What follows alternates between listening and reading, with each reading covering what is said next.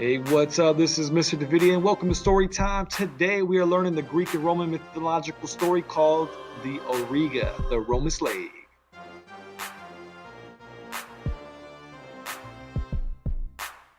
Now, in the 3rd and 4th century BC, there were many times where the Greeks and Romans would return wearing red face paint.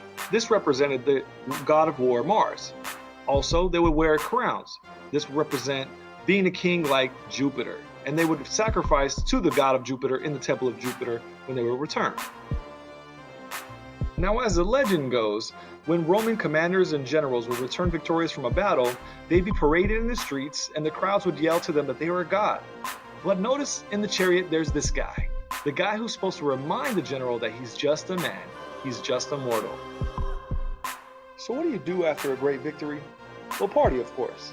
The Roman and Greek commanders would go to the altar of Zeus and sacrifice and thank the gods for their victories.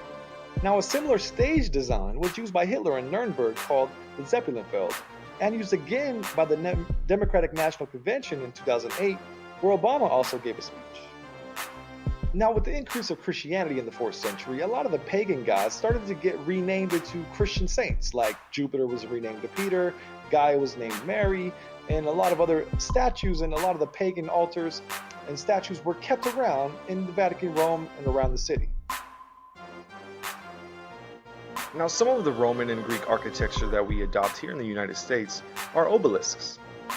And if you click on any of these links, you will see obelisks all throughout our states. Like the Washington Monument in Washington, D.C.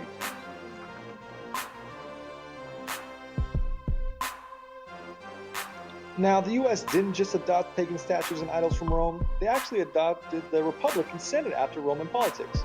Maybe one day Caesar will try to take over the U.S. like they did Rome, but Rome collapsed shortly afterwards, so maybe not.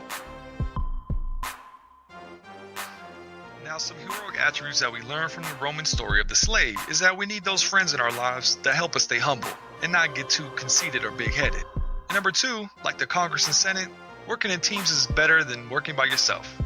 Hey guys, thanks for watching.